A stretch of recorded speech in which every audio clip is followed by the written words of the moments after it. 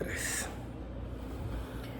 Muy buenas tardes, estimados televidentes en YouTube, Facebook, Twitter y redes sociales. Estamos hoy con el profesor Olaf de la Facultad de Economía de la UFM, con Ilse Polanco, nuestra gran amiga tuitera e intelectual de derecha, y con un servidor, Giovanni Frati.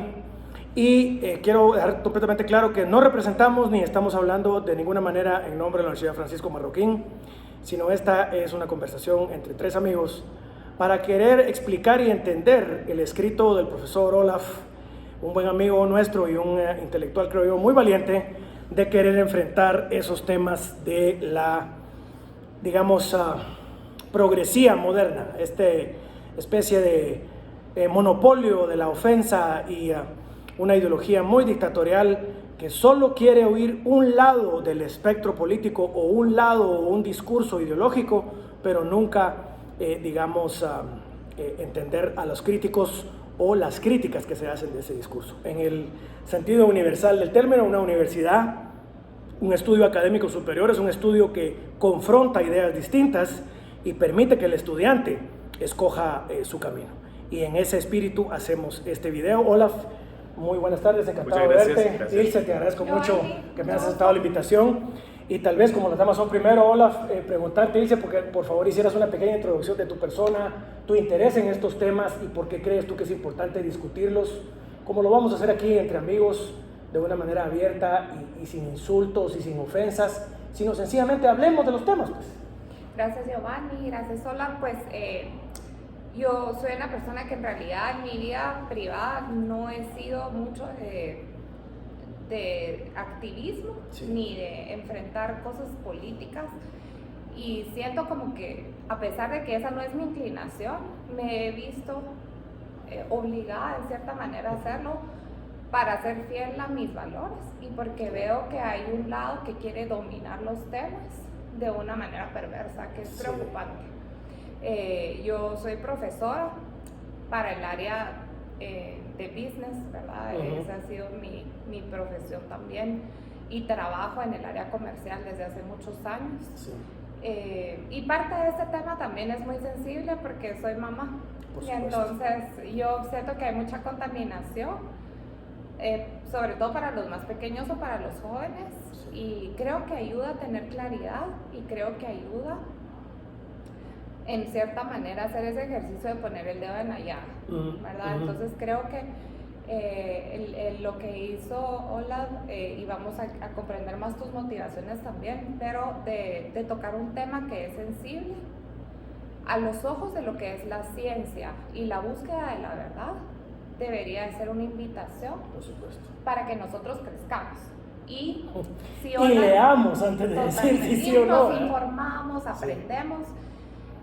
Y si hay algo que es doloroso para nosotros de comprender o de aceptar, pues buscar las herramientas para trabajar en esos aspectos que causan esa situación. Pero no para silenciar, por mucho que a mí no me guste la hipótesis que se maneja, yo prefiero ver entonces cuáles son los argumentos a favor y en contra, así como lo hace un método científico para refutar esta hipótesis y votarlo, o para decir, bueno, no es lo que me gusta, pero las evidencias me muestran que esto es la verdad. Claro. ¿Sí? Creo que es de mucho crecimiento, y también creo que es importante calmar las aguas, porque este no es un tema que se debería tocar a nivel personal. Yo no me debería, como mujer que soy, como mamá, tengo también una niña y un niño, entonces puedo comprender ambas posiciones, ¿verdad? Yo pienso que nosotros tenemos que venir a este terreno donde está esta batalla de las ideas y hablarlas de frente, sin apasionamientos irracionales. Sí, no sé. Y sin estar con estas como activismo de ideas donde si tú dices algo que a mí no me parece, entonces tú quedas fuera y te voy a cancelar y te voy a hacer tu vida miserable. Sí. Y tú eres un tal por cual y te voy a poner un nazi, un criminal. Exacto. Pero lo que vemos es que no se tocó el tema medular. El ensayo, así es. Y entonces, ¿dónde está esa? ¿Cómo voy a desarticular tu hipótesis y cómo voy a entrar yo con fuerza a decir, no, estás en lo incorrecto, es esto, y tengo pruebas? Entonces, nosotros en lugar de descender a ese nivel de conflicto, lo que estamos tratando de hacer en este ratito es, no, elevemos la discusión y entonces agarremos. Y yo pienso que el ejercicio que hace Olaf es en cierta manera valiente, así es. Porque a él le está tocando ahorita en una sociedad que es muy cerrada, y lo vemos cerrado del lado conservador y el lado que es extremista de izquierda, marxista, liberal. sí. Y no podemos evolucionar como sociedad si seguimos con si no hablamos, pues, antagonismos ridículos y esa polarización. Muchas gracias, Ilse. Y para empezar con Olaf, yo recuerdo, Olaf, que en este mismo salón, en estas mismas paredes, una vez el profesor Jesús Amurrio, un español brillante, nos dijo a unos estudiantes de 20, 22, 23 años en la Marroquín, que él nos iba a enseñar el Capital de Marx y nos iba a enseñar el Manifiesto Comunista, él siendo un libertario, él siendo un liberal, porque nos dijo, ustedes no pueden criticar una idea si no la conocen, es imposible, no se puede. Entonces, para empezar, Olaf, primero muchas gracias por la entrevista, y segundo, preguntarte qué escribiste y por qué lo escribiste, pero también por qué ese título tan poignant, digamos. Ok, muchas preguntas. Entonces, para corregirte primero, yo no soy de la Facultad de Ciencias Económicas, estoy en la Escuela de Negocios, pero solo para corregir eso, y estoy aquí como persona, ¿no? Exacto. No representamos a la UFR. Exacto. Y tal vez también los temas que tocó Ilse, que me parece increíblemente bueno. Les recomiendo una lectura a todos los que nos están viendo, que es On Liberty, de John Stuart Mill, un gran liberal inglés, y él lo que trata de analizar es por qué es tan importante el intercambio de ideas, incluso cuando los argumentos son, cuando son buenos es muy obvio, pero cuando los argumentos son falsos o no son la verdad, o incluso verdades parciales, aporta tanto a refinar las ideas de una sociedad, que es algo que necesita una sociedad libre y próspera. Luego, el artículo, ¿por qué? Bueno, hay varias razones. Es un artículo que escribí hace 1 año y medio. ¿Cómo no? Son temas que he discutido, he probado ambos, he visto cuál es la reacción ante el contenido, y no había mayor problema. Entonces dije, cuando pasó el 8M y cuando veo esta polarización del país y también el resto del mundo, yo dije, es un tema que puede abrir un poco el debate.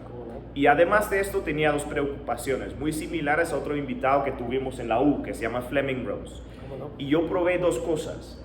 Yo veo que el tema feminismo, como hay tanta intensidad, es un tema que logra callar a muchas personas, más los jóvenes. No me voy a meter a hablar de feminismo, mucho menos opinar o ofrecer mis ideas, porque los jóvenes. Por las repercusiones que puede tener socialmente para mí. Entonces, mi primera pregunta es, ¿existe autocensura, sí o no? Por supuesto, sí. La segunda pregunta era, ¿es justificado la autocensura? Y yo creo que la publicación del artículo en parte muestra que hay un problema ahí, y hay consecuencias, y podemos hablar de eso también después, ¿no? Realmente, ¿qué es cancelación y qué involucra y qué es la libertad de expresión? Que son debates que uno debemos tener. Pero la razón son eso, censura, existe autocensura, es justificado, pero más importante, yo soy académico, yo no soy político. A mí me gusta encontrar la verdad, sea lo que sea, aunque incomoda. Incluso yo, a lo mejor mi personalidad es así, yo busco verdades que incomodan, que pueden generar debate, para contestar tu pregunta del título.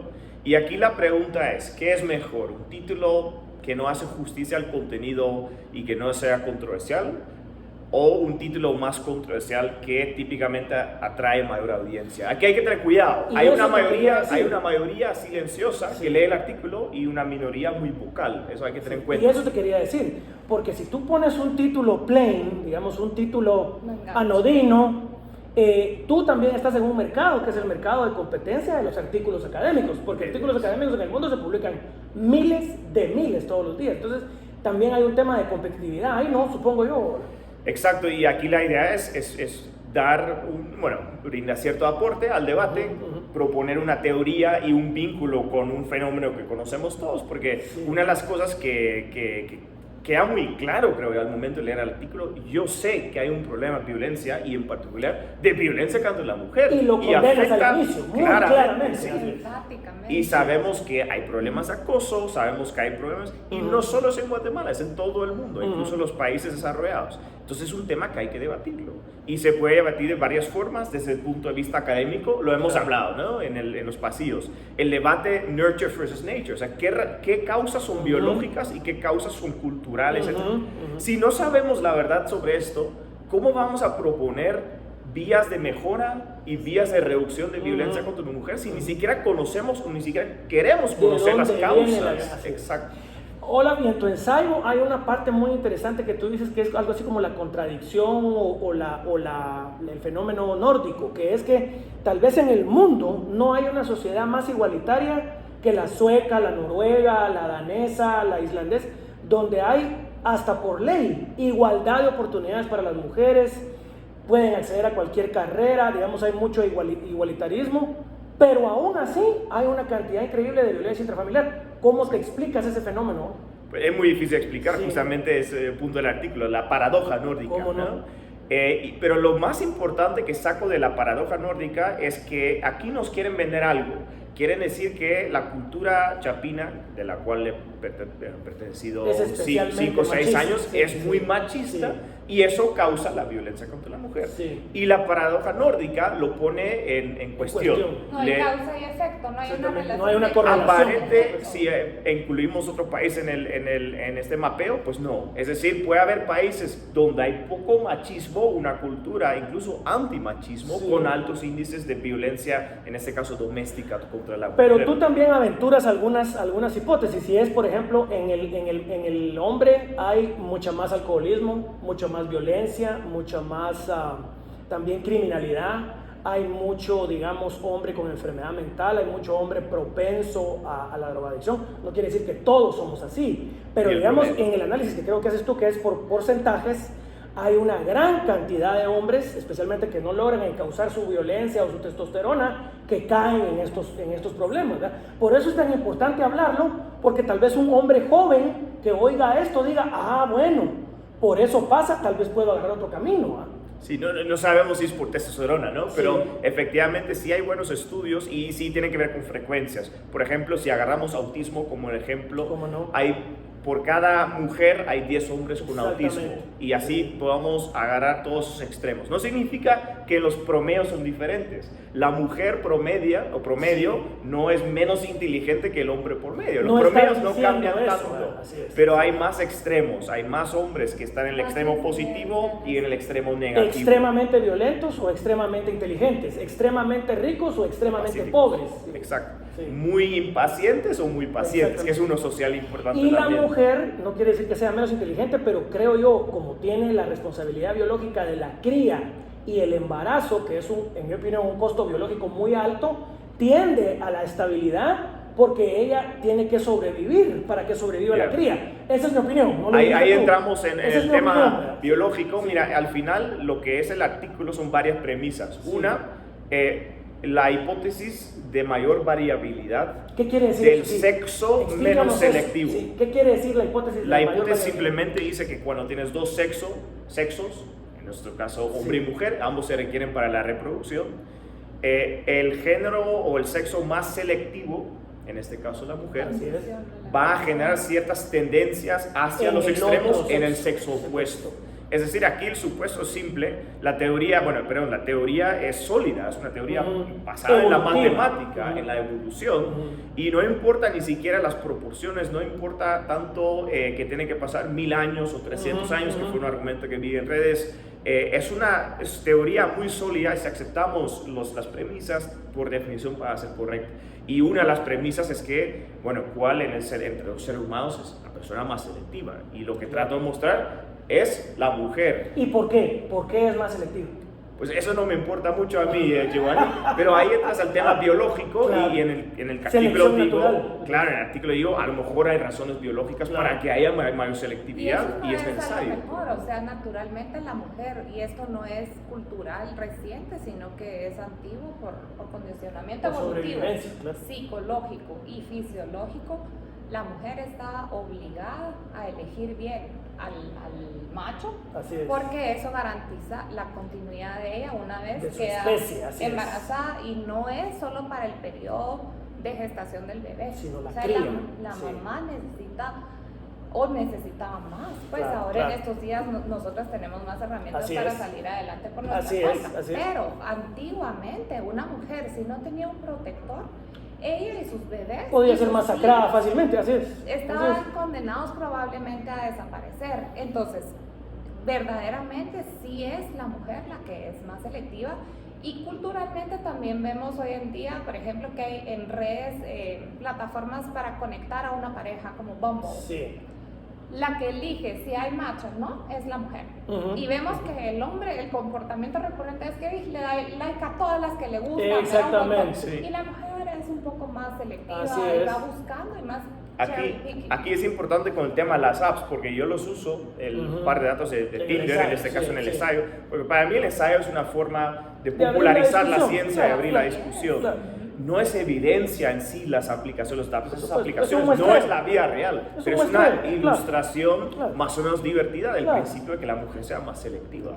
Y no se puede criticar una ilustración. Yo creía, tú también leíste el ensayo igual que yo, y yo creería, la pregunta que te hago a ti como mujer es, tú al terminar de leer el ensayo, ¿es un ensayo? A pesar de, como dice Olaf, lo está tratando de popularizar, es un ensayo profundo, ¿no? O sea, no es una cosa que se lee fácil. ¿Tú al final sacas como conclusión que Olaf está abogando por la violencia contra la mujer? Como dijeron las feministas en Guatemala. No, definitivamente no. O sea, lo que sí siento es que hay cosas que la ciencia nos dicta que no quisiéramos que fueran así. Entonces, yo comentaba contigo. La evolución, sí. Hay una especie de patos donde estas especies, específicamente el macho viola a la hembra. Reiteradamente, sí. Y entonces, evolutivamente la hembra ha ido cambiando, y su vagina funciona como un sacacorchos, que se mueve de un lado para bloquear para la violación. La penetración en caso ella no esté dispuesta. Si ella está dispuesta, todo se va relaja a pasar, amor. Pero entonces ella evolucionó, pero la evolución no funciona en un vacío. Claro. Afecta al otro lado de la especie. Entonces, ¿qué pasa con el pato? Entonces él coevoluciona y su aparato reproductor se vuelve en la forma de como un sacacorchos. Y entonces el más vigoroso para penetrar a la hembra es el que sobrevive, y sus crías van a heredar los genes, no solo los rasgos físicos de fuerza, pero también los psicológicos. Genitales, psicológicos. Entonces se va perpetuando, digamos, en este caso específico, el esquema de violar a la hembra. Pasa en los leones. Los leones son terribles, y el león macho dominante asesina a todos los críos que no son de él. Ahora, eso no sucede con nosotros. ¿Por qué? Porque hay cultura, hay religión, hay moral, hay ética, hay instituciones sociales familiares que tienen miles de años de existir. O sea, y como tú muy bien dices en tu ensayo, esto es algo muy complejo. Tú solo estás planteando una discusión que parece ser que las feministas ya encontraron todas las respuestas, tienen toda la verdad. No sé qué piensas. Aparentemente, aquí el tema de rasgos es interesante, porque uno de los argumentos argumentos contra el artículo es, no, ninguna mujer busca o selecciona, no es un criterio de selección en la evolución, la violencia contra la propia mujer. Y es como, tal vez no entienden cómo funciona el proceso evolutivo. No se está seleccionando rasgos, se está seleccionando claramente otras cosas. Una por ejemplo, estatus, que incluye estatus, poder económico, habilidad, que es más en Guatemala, donde hay una sociedad pobre, donde la dependencia económica es mucho más fuerte, ¿no? Que una mujer, por ejemplo, sueca. Y así hay éxito, prestigio, habilidades, inteligencia, atractividad, energía, si hablamos de cuidar. Incluso el cuidado del propio crianza, uno necesita energía para cuidarlo. Y hay un montón de cosas. Y al final hay un buen estudio, un meta-análisis, que cuando hay 80 estudios empíricos y los meten todos juntos y van a ver si hay un patrón entre esos 80 estudios, y lo que muestran ese estudio en concreto es que hay diferencias biológicas en el cerebro, por supuesto, desde año 1 hasta año 90, porque es una muestra de 15,000 gente de diferentes edades, y muestra que hay diferencias cerebrales, es decir, biológicas, que causan a lo mejor cosas éxito, ¿verdad? Mayor toma de riesgo, pero también incluyen rasgos menos deseables. Y esas diferencias no son machistas, no dependen de la opinión de las personas. Estas son diferencias que la evolución de la especie humana, que tiene un cerebro altamente complejo y una sociedad o sociedades altamente complejas, ha ido desarrollando. Y quiero decirle también a los televidentes, ni Olaf, ni Ilse, ni yo somos ningunos expertos evolutivos, ni somos biólogos, sencillamente somos personas educadas que nos queremos explicar nuestra realidad. Así es. Pero lo que a mí me ofende, Olaf, de lo que te hicieron a ti, porque a mí me lo hacen cada 15 días, es que te empiezan a insultar por algo que vos no dijiste. Vos no estás con tu ensayo justificando la violencia, diciendo que hay que pegarle a la mujer, o sea, son unas objeciones infantiles al ensayo, de gente que no lo leyó.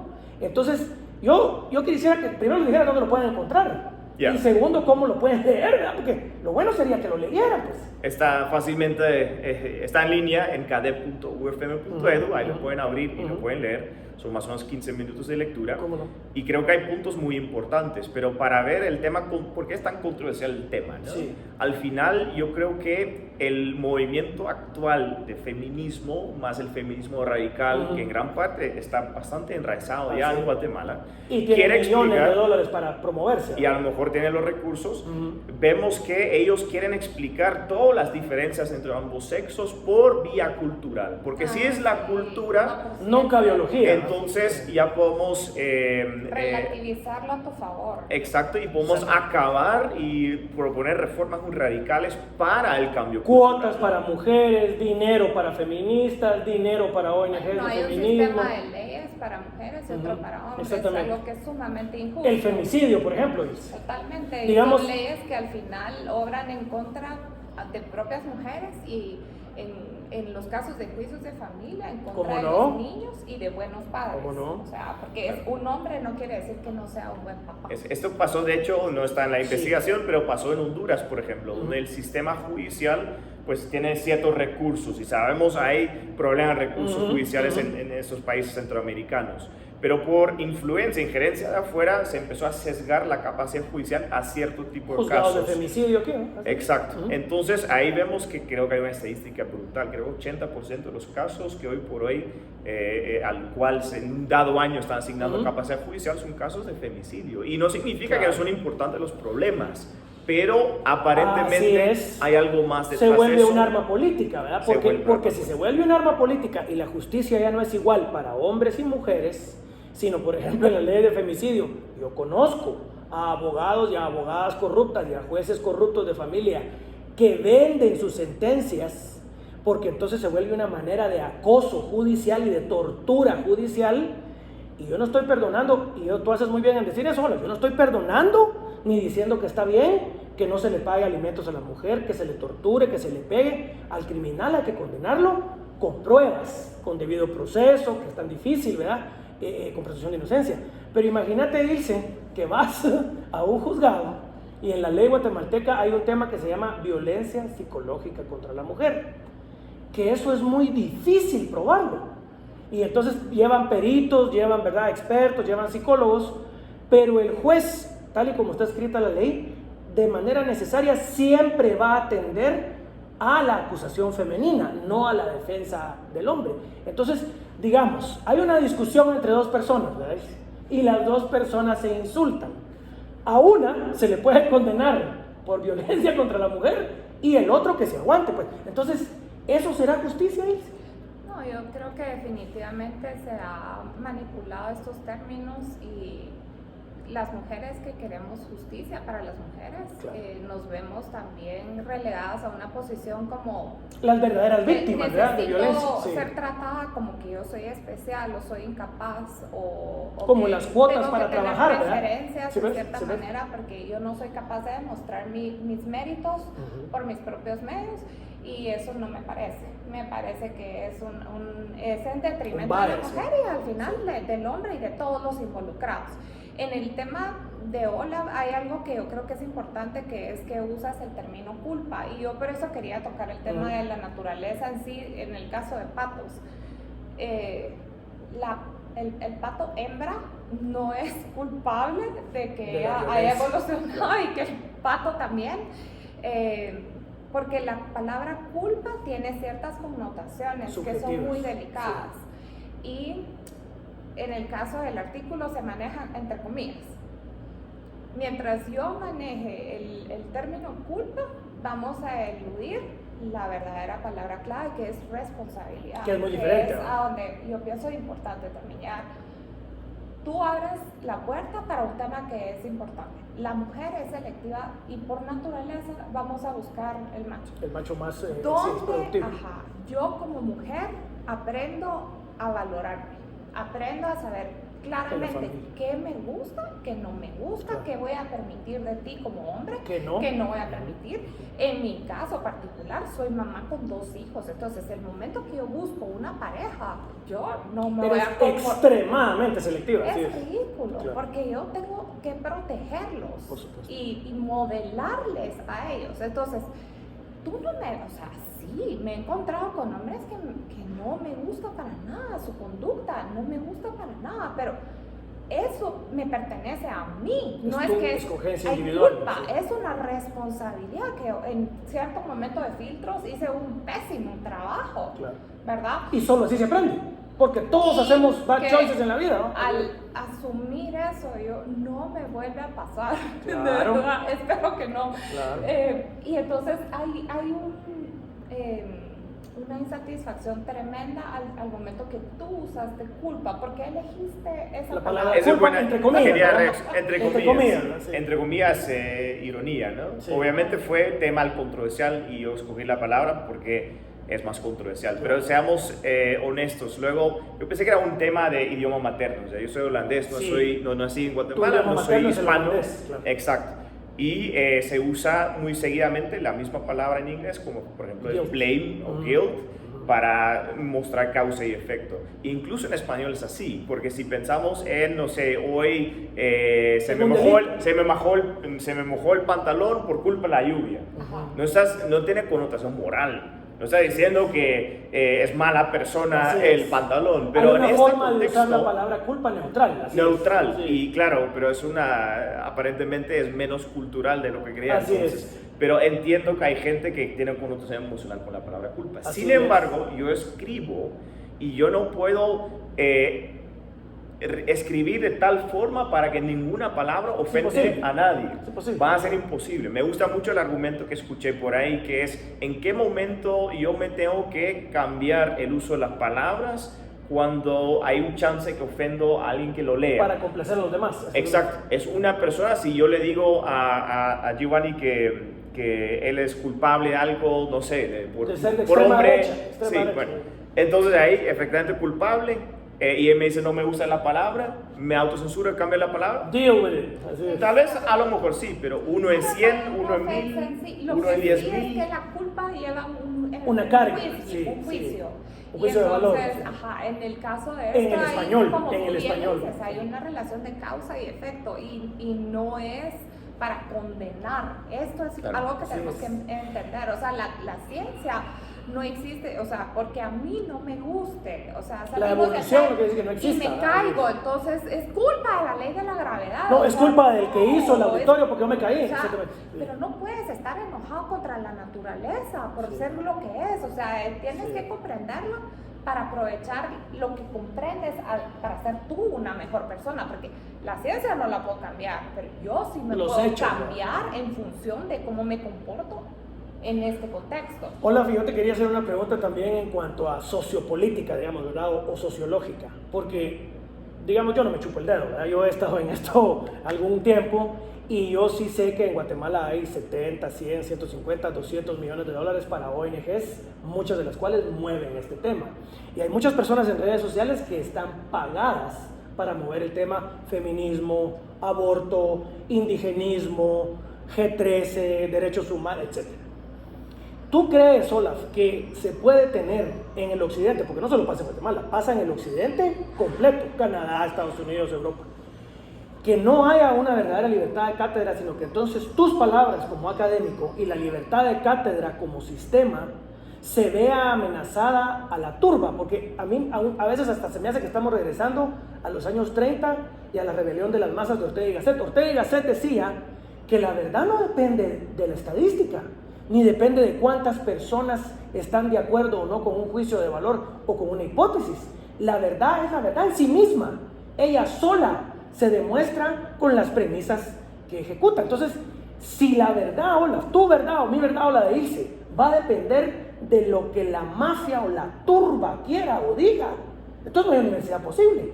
¿Qué piensas tú de ese fenómeno académico? Yo creo que es más amplio que la academia, creo que aplica en toda la vida, sí, y la aquí sociedad. yo soy académico, pero yo creo que es más amplio. Sí. Luego, primero el tema del discurso y que viene afuera. Fíjense que gran parte de la justificación de esos fondos, ¿cuál es? Que la cultura machista causa la violencia Así contra la es. mujer. Porque si no, no tendrías por qué dedicar fondos a combatir contra la cultura machista. O el hambre, o el racismo. Tú puedes pensar en la violencia contra la mujer, y si gran parte es biológica, o si gran parte tiene que ver con la selectividad, van a ser otras políticas públicas necesarias. Hay que ir a encontrarla, ¿verdad? Exacto, si no existe, hay que ir a encontrarlas. Y a lo mejor hay algo por ahí, no sé, mejor monitoreo, mejores técnicas de identificar violación sexual, mejor, no sé, procesos judiciales, investigación y castigo del violador, ¿verdad? Pero tal vez ya no es tan importante la lucha cultural, pero ¿a dónde va la mayoría de los fondos? A esta supuesta lucha. Yo creo que es muy polarizante. Y luego el tema de cancelación es interesante, porque aquí dicen, no, eso es tomar o ser responsable de tus propias acciones y las consecuencias que generan tus acciones. Entonces aquí alguna gente cree que la gente que me difama, que de repente quiere que me despidan, que de alguna forma quieren me anulen, que quieren ir por encima de mi cabeza hasta mis superiores para exigir ciertas cosas. Esto, según ellos, no es cancelación y no es una infracción a la libertad de expresión, porque son consecuencias de mis acciones. Porque tú eres un machista. Exacto. Y encima blanco y encima europeo, hay que castigarlas. Y entonces el ensayo de John Stuart Mill es clave, porque él muestra, no, la libertad de expresión es si alguien dice algo, si alguien tiene una idea, una teoría, tú debates y tú contestas la idea, no vas detrás de la persona. Y curiosamente, que a mí en lo personal no me gusta la Declaración Universal de los Derechos Humanos de la ONU, pero ahí mismo dice incluso que 48. derecho, libertad de expresión, y dice sin ser molestado por expresar raza, la sexo, opinión. color de piel. Es así. Entonces, al final hay muchos detalles y tenemos que definir bien qué es cancelación, qué es libertad de expresión. La gente que pretende por ir detrás de mí como persona, ad hominem, ¿verdad? Ad hominem. no está infraccionando la libertad de expresión porque ellos supuestamente están expresando libremente su opinión. Creo que no han entendido el concepto. Quieren violarle la libertad de expresión al otro. Y Ilse, yo te quería preguntar ahí, porque estamos en presencia, Ilse, de lo que hacían en la Unión Soviética, de lo que hacen en Corea del Norte. Por ejemplo, en Berkeley llegó un comentarista judío, Ben Shapiro, y tuvo que salir de ahí con gente armada y con un chaleco antibalas porque lo querían matar los jóvenes ofendidos, porque él en un momento del discurso dice facts don't care about your feelings. Así de claro, a los hechos no les importan tus sentimientos, compadre. Los hechos son los hechos. ¿Qué hay de eso en la cultura, Ilse? Bueno, yo pienso que yo que he estado en el ambiente también académico, y me preocupa más la cancelación que el postulado de una idea que pueda ser errónea, claro, o que yo no concuerde con ella. Porque la idea se puede pelear en la batalla del mercado de las ideas, pero sacar a una persona que puede tener grandes ventajas competitivas en sus áreas de enseñanza, o que al final, pienso, Olaf está asumiendo en este contexto de la universidad, que es una burbuja, te está cayendo por esto. Entonces, el día de mañana, la persona que viene aquí a estudiar aprende competencias que le van a servir fuera del aula de clase. Por supuesto. Si no, ¿para qué viene? Pues, como profesora. Que tú puedas salir a la calle y ser una persona de valor afuera. Por supuesto. Y tu valor no va a estar dado solo por lo que aprendes en los libros, sino que por lo que se modela para la vida.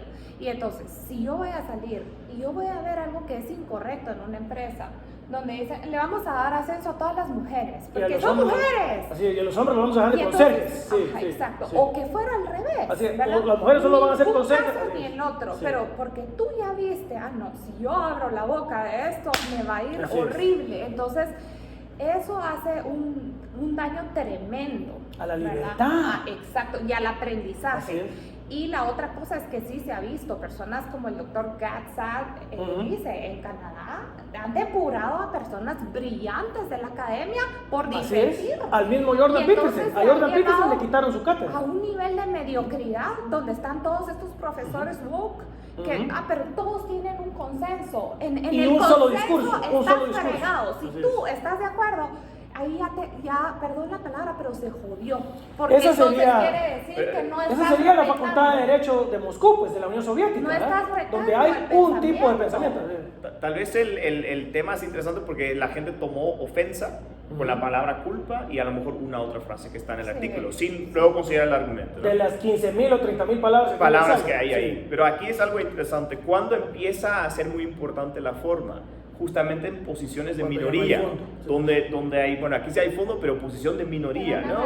Es decir, yo estoy expresando una opinión, una hipótesis poco popular. Y entonces si a mí me critican de forma por usar la palabra culpa, no vamos al fondo. Claro, y tenemos una mayoría que se ofende por eso y trata de cancelar o al menos callar un poco el debate. Si fuera al revés, si la mayoría estaría de acuerdo con la postura que yo propongo en el artículo, hubiera usado la palabra culpa, hubiera sido un problema, lo más probable que no. Y eso es un relativismo. Y eso es algo que ¿sabes qué pasa? Dice que es muy también de parte de ellos, porque no son tontos, de parte de ellos eso es muy hábil, porque entonces te callan porque no quieren que el fondo de lo que tú escribiste se vuelva mainstream, porque entonces ellos pierden dinero, popularidad, escaños en las universidades, escaños en el Congreso. O sea, es un tema social que sale del aula y se va a la sociedad política, a la sociedad más amplia.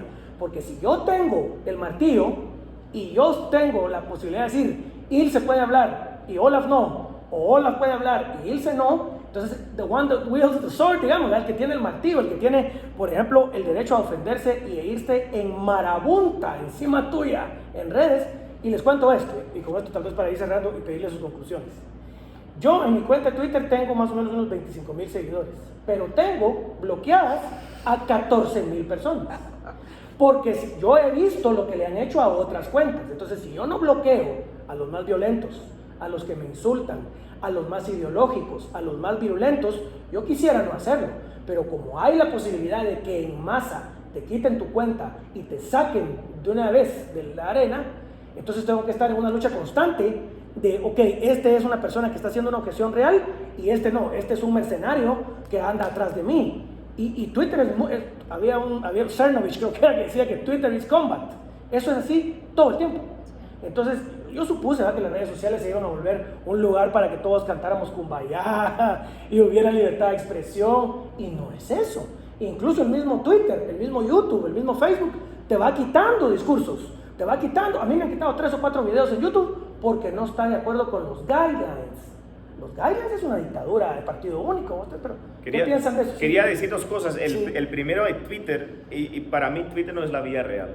Hay una vida mucho más allá de Twitter. Entonces a mí me cuesta mucho, incluso que mucha gente, en lugar de acercarse conmigo directamente, tomar un café y debatir esas ideas, a querer, no sé, atacar a nivel personal por Twitter. El segundo es tal vez el tema cancelación. Quería retomar y contar la historia de Theodore Hill. Es un matemático de una universidad en Georgia, en Estados Unidos, y él escribió en el 2017 un artículo de la misma hipótesis. Menos controversial, no contenía la palabra culpa. Para empezar, era un artículo puramente matemático. Tenía un coautor que tenía unos 45, si me equivoco, 50 años, y él tenía ya 70 años, era un académico pues veterano. Publican el artículo y hay un movimiento de feministas que logran cancelar en los 70, al artículo y efectivamente no se retracta, se retira el artículo. Se tiene que salir de la universidad tal vez. Él, aquí es interesante, lo empieza a cancelar, el coautor, porque le están afectando en lo personal, cultura cancelación, está en riesgo sus ingresos, su familia, su vida económica, entonces él sale como coautor, pero Ted Hill, como ya es de mayor edad, está cerca de la edad de jubilación y dice, ¿sabes qué? Ya no me importa. ¿Cuáles son mis ambiciones académicas a 70 años? Ya las cumplí. Ya las cumplí. Claro. Y dice, lo voy a publicar. Pasa por un proceso peer review, un journal académico, una revisión de pares, se publica el artículo, pasa nada, medio año después se entera que ya no existe el artículo, no fue retractado, fue borrado por los mismos movimientos que trataban de cancelar al autor y al artículo. En este caso es interesante aún más porque el artículo fue borrado. Se hace de manera subrepticia, de una forma silenciosa, sin retracción oficial, y pusieron otro artículo en las mismas páginas supuestamente del journal, que fue una mentira total. Él luego describe cómo fue el proceso de cancelación, pues se entera después porque empieza a buscar, bueno, por qué lo han borrado, quiénes estaban tras de esto, quiénes han llegado a quejarse. Y vemos esta polarización del mismo tema en Estados Unidos en la académica. La única razón por qué sigue publicado el mismo artículo, que fue peer-reviewed, que fue publicado en journals serios, fue porque este señor ya estaba en edad de jubilación y dijo, a mí no me cancelan.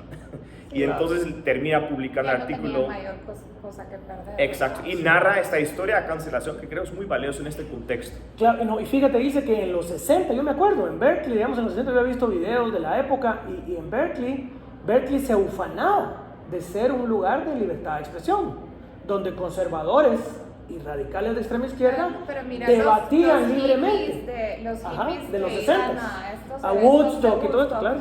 Son los mismos hippies que ahora son catedráticos, viejos artistas cancelando a Joe Rogan. Por ejemplo, que para ellos era libertad de expresión, freedom, drogas, alcohol, todo lo que era para ellos. Pero no están dispuestos a aceptar las mismas reglas para la otra parte. Libertad para mí, pero no para ti. No. Sí, que piensas hay un distinto. distinto set de reglas para... Eso es muy desleal y es incorrecto. Sí. Bueno, lo bueno es que hay redes sociales, y también yo quisiera públicamente, aunque ellos no tienen nada que ver con esto, pero yo sí quisiera agradecer a una universidad como esta que todavía sigue aquí el profesor, porque una universidad más cobarde, inmediatamente para apaciguar a la masa hubiera dicho, no, esto es terrible, y entonces hubiera cancelado. Yo creo que el hecho de soportar la andanada y permitir la libertad de expresión habla bien de una universidad. Es la característica de una universidad, y como a mí me enseñó hace ya tantos años Jesús Amurrio y Armando de la Torre, si no podés sentarte a hablar con el contrario de una manera respetuosa, de una manera académica, y enfrentarlo y derrotarlo con tus argumentos, entonces no te metas a la cocina, porque no aguantás el calor. Y los guatemaltecos sí tenemos la habilidad de debatir. Por ejemplo, yo creo que tú lo has de haber visto, el libro sobre los grandes debates políticos de Guatemala, por ejemplo, entre un Maldonado Aguirre y un Manuel Colón Margueta. Los debates entre un Skinner Klee o un Alfonso Bauer Pais, que era extrema derecha y extrema izquierda. Antes se debatía. Lo común era el debate. Lo que atraía a la gente a ver la televisión o la radio o leer la prensa eran las grandes columnas de opinión de la izquierda. Por ejemplo, lo que leía mi abuelo en El Imparcial. Eso se está perdiendo. Y con eso se pierde un gran núcleo de nuestra cultura occidental, que es en la escolástica el disputatio, ¿no? Que es que llega un maestro, presenta una tesis y los alumnos o otro catedrático le debaten la tesis. Y Gallo es el que se para enfrente de sus pares a exponerse y a hablar de esto, pues, ¿verdad? Sí, nosotros tenemos que recordar que si nos vamos a sentir ofendidos, por todo, vamos a darnos oportunidad de aprender y tener la humildad de decir, bueno, yo planteé esta hipótesis con esta información que tenía. Así es. Y la puedo cambiar. O sea, yo puedo... Si me demuestran que estoy diciendo una falsedad, ¿verdad? Y las evidencias te ayudan a llevar a otra línea donde tú dices, esto es más cercano a lo que es la realidad. Y ahí es a donde tenemos que llevar esto en lo que es academia, en lo que es empresa, en lo que es sociedad, en todas las áreas de la vida, ¿verdad? Claro. No es una burbuja. Y las personas que tienen esa predisposición a estar ofendidas o son las típicas que tienen estos complejos y se detonan con pequeñas cosas. Triggers, así. Ajá, yo pienso como no me corresponde darles consejos, pero sí quisiera decirles, primero trabajan hacia en ellos mismos, claro. Sí, primero haces tu trabajo y limpias. Como las limitaciones que tenemos todos, ¿verdad? Sales y no proyectas todas tus carencias a los demás, claro. Porque no son los hombres los culpables, ni somos las mujeres culpables. Las víctimas, así. Exacto. Claro, hay mujeres buenas y hay hombres malos. Hay hombres buenos y hay... O sea, es que es infantil el argumento de que todos los hombres somos malos y eso es infantil. Pero dejémoste a ti la última palabra, Olaf. Y te quería preguntar para terminar, ¿do you stand your ground? ¿Tú mantienes tu artículo y te mantienes atrás de él? Ok, buena pregunta, podemos concluir con esto, sí. ¿No? La hipótesis creo que queda. Lo que pasa es que sí es interesante explorar, bueno, cuáles rasgos, cómo funciona el proceso evolutivo, qué tanto peso tienen, o sea, otros factores que pueden tener un papel, no sé, la eficiencia del sistema judicial, o los castigos por ese tipo o la investigación, o las técnicas, o hay elementos culturales tal vez que sí hay que poner sobre la mesa, pero ahí tiene que estar la discusión. Yo creo que las premisas del artículo, que son que la mujer es más selectiva, que la hipótesis de mayor variabilidad del hombre en los criterios de selección por parte de la mujer también sigue válido. Yo también menciono la ley de Pareto, donde digo 80-20, sí. Que las mujeres que sufren acoso, que sin duda es cierto, la mayoría de mujeres sufrió acoso, hay altos índices de violencia contra la mujer, sea violencia doméstica, incluso violación, abuso sexual, hay altos índices, pero no significa que si 80% de las mujeres han sufrido acoso, que el 80% de los hombres causan y producen acoso. Y creo que esto, el 10% violento, ¿no? Si seguimos la ley de Pareto, y si aquí efectivamente está generando una brecha de percepciones, estamos polarizando la sociedad y no estamos yendo hacia las soluciones necesarias. Es decir, para mí es un inicio personal de descubrimiento. Yo he leído bastante, este artículo lo escribí hace 1 año y medio, he tenido muchas dudas, que también es importante aclararlo. Que si lo quería publicar anónimamente, si lo quería publicar bajo mi nombre, con qué título, son cosas que yo he pensado de una forma por mucho tiempo. He tratado de enseñar el artículo a varias personas, he intentado antes de publicarlo, hemos discutido los temas con ciertos grupos de personas y no me pareció tan controversial. Cuando empezó la polarización de 8 de marzo, decidí publicarlo bajo mi nombre porque me parece importante y que nuestros jóvenes no se autocensuren y que ponen eso a debatir esas ideas, aunque no estén de acuerdo con la hipótesis. Y las mujeres también, ¿verdad? Que las mujeres puedan hablar libremente de su experiencia. Por eso invitamos a Ilse hoy, porque yo te quiero decir públicamente, Ilse, yo necesito que hayan unas 1000 Ilses en las redes sociales. ¿Por qué eres tan importante tú o gente como tú? Porque tú no tienes miedo a decir lo que piensas, y hay muchas mujeres, gracias a Dios, en Guatemala que son como tú, que están rompiendo brecha, que no le tienen miedo ni a los hombres bravucones ni a las mujeres bravuconas, sino que tú dices lo que piensas, como lo dijo Olaf. Y yo también por eso les quiero expresar a los dos mi agradecimiento y mi admiración, porque requiere valor en las redes sociales, especialmente decir lo que uno piensa sin tapujos, porque tú lo pudiste haber escondido, hacerlo más blandito, hacerlo más suavecito, un título así anodino, nadie lo hubiera leído y hubiera sido un artículo más. Pero entonces, lo más importante, jóvenes, sigamos hablando, que nadie nos calle, porque si nos callan, se acabó la libertad. Yo pequeñita anécdota, el 8 de marzo yo trabajo en el centro de la ciudad y cuando salí, me dice el muchacho del parqueo, me dice apúrese, y se oía ruido. Y entonces le dije, ¿qué pasa? No creo que va a poder salir su carro para allá, y yo tengo que salir hasta la sexta avenida. Las sordas. Y entonces un viejito que venía con su esposa me dice, voy a hablar para que la dejen salir en contravía porque están vandalizando. Las feministas ya venían rompiendo ventanas, haciendo daños físicos, y todos los comerciantes ya estaban cerrando. Entonces, yo pienso que sí, hay cosas a las que hay que tenerle miedo. Yo le tengo miedo a la violencia, sí, por ejemplo, pero no voy a tener miedo a decir lo que pienso. Y sí, puedo tener muchos errores, pues eso es como humano. Todos, pero prefiero cometer el error y no lo voy a hacer de mala fe. A callarme, exacto, a que me caiga. A vivir como que si fuera realmente... Compliance. Exacto. Eso es renunciar a mi individualidad. Yo he tenido mi fair share de controversias en Guatemala también, pero ninguno ha tenido una reacción tan personal y visceral como esta. Y me preocupa, no por mí, o sea, yo estoy más o menos bien, pero me preocupa un poco por el futuro del país, esta polarización. Y sí, creo que tenemos que sentarnos polarización y hablar de estos temas y ponerlos a discusión sin que haya tabús y sin que haya dogmas. Cancelación. A todas las partes involucradas, porque sí hemos dicho en varias veces que esto no tiene que ver con la universidad, pero como institución sí tienes que empezar a tomar estrategias para ver cómo vas a enfrentar esta resistencia. Y la cultura de la cancelación.